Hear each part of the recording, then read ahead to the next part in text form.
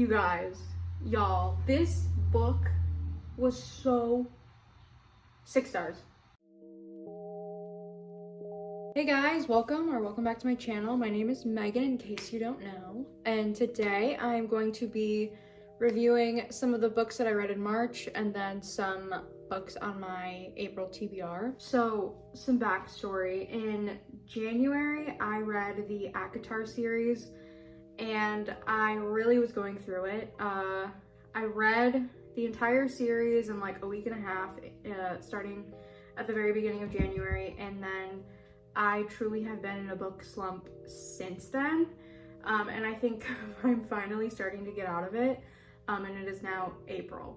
I started the 75 Hard Challenge, so the first book that I decided to read for that challenge was Atomic Habits, and I feel like you can't really rate self-development books. I think it is a great book, and it really breaks down like how we form a habit, how habits consistently stay with us, basically how to make our habits better and show up 1% better every single day, which is something that I personally struggle with.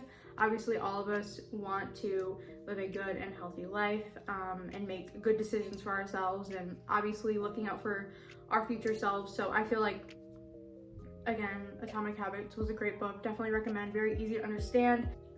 And again, I'm gonna say 5 stars. I feel like you can't really rate self-development books, but I highly recommend it if you are wanting to learn about some of the scientific reasons as to why we form habits, how to build a healthy habit, and then how to create a habit and have it stick to our lives. So once I finished Atomic Habit, I finally decided, okay, it's been a month and a half. You've not picked up a book. ACOTAR really, the whole entire series really did a number on me, and I tried to pick up Throne of Glass multiple times throughout February and half of March, and I just literally can't do it. I don't think I'm ready for a big commitment like that series just yet, but it will always be on my TBR because it is something that I want to read the entire Sarah J. Maas universe, or Massiverse is what they call it.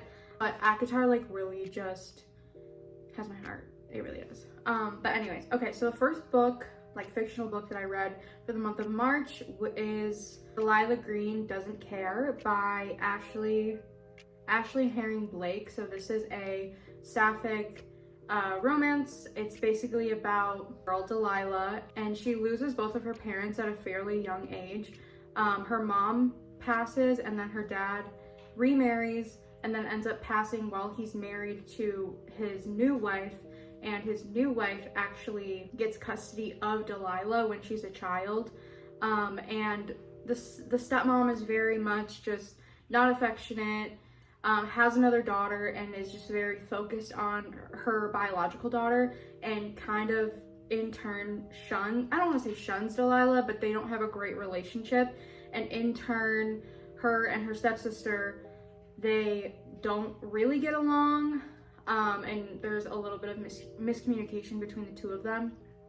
But fast forward, she's a photographer. When she's 18, she moves to New York City. She is queer, and her sister back in, I think, Washington or something, or Oregon, one of the like North Pacific states, is getting married. She hires her on to be her photographer, so she comes back to her home state about 2 weeks early to really get some footage of like pre-wedding stuff and then the wedding. But in the meantime, when she arrives, her sister's best friend accidentally hits on her at a bar, and it just kind of like escalates into a little bit of like secretive dating. Let's not tell my sister that we're dating, and I ate it up. I thought it was so good. I love me a sapphic romance, and it is part of the Bright Falls series. There's 2 other books in the Bright Falls series, so it's Astrid Parker Doesn't Fail,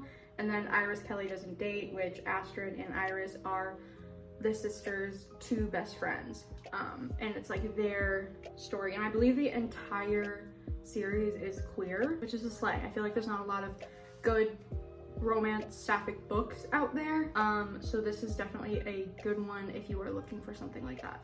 I loved it. I rated it 4 stars.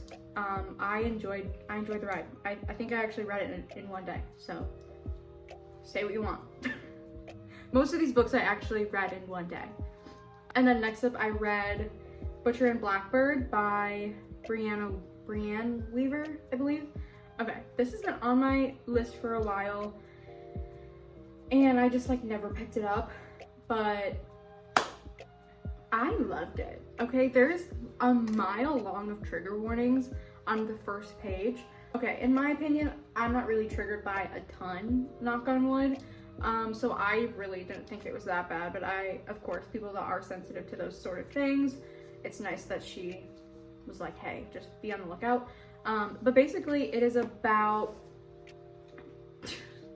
it's about two serial killers who every year they meet up once a year, and one of the main guy's brother basically sets up this game between the two of them, and they're the type of serial killers that it's kind of like Dexter. They don't just like randomly kill people. I don't know if you can say this on YouTube. They're purposeful in their missions, and they go after bad people who hurt people. So once a year they get together and they play a game in a random state and figure out who the person is, and they purposely go on their mission and eliminate the person. So I feel like that's as nice as I can say it on YouTube. I don't know what I can and cannot say on this. It's basically about like their friendship, and then it is romantic at the same time. But it was so incredible. I enjoyed the entire story. Again, I started this in the morning. I finished in a few hours. It kept me on my toes the entire time. The slow burn, it felt very slow in my opinion, was so good. I can't say enough good things. It is, again, there are a ton of trigger warnings, so if this dark subject is something that you don't feel comfortable reading, obviously don't, but I loved every second of it. And who knew that I'd be rooting for two serial killers to fall in love? Not me. And then I literally recommended it to like my entire like work staff. The next book that I did read was First Lie Wins by Ashley Eelston. This book was so, I forgot to say, Butcher and Blackbird was a solid 4 stars for me. Great experience, enjoyed the ride, loved it, devoured it. It was good. But the next book that I read was First Lie Wins by Ashley Eelston, I think is how you say it. It is a thriller mystery. Me personally, I love when women commit crime. I think it's great. I love reading about it. Basically, it is about this girl, Evie Porter. She ends up getting assigned to this job, I believe in Louisiana. Ends up meeting Ryan. He is the subject of her assignment. But they go to a party with some of Ryan's friends, and she meets someone by her real name, her real identity that she has kept hidden since she started basically becoming a con artist. And I listened to it on audio through Spotify, and it was a great audiobook. The only thing that I hate is when with audiobooks it was a woman narrator, and whenever they like mimic a male's voice, just feels really weird to me. So I had to get over that. That was my own like personal thing.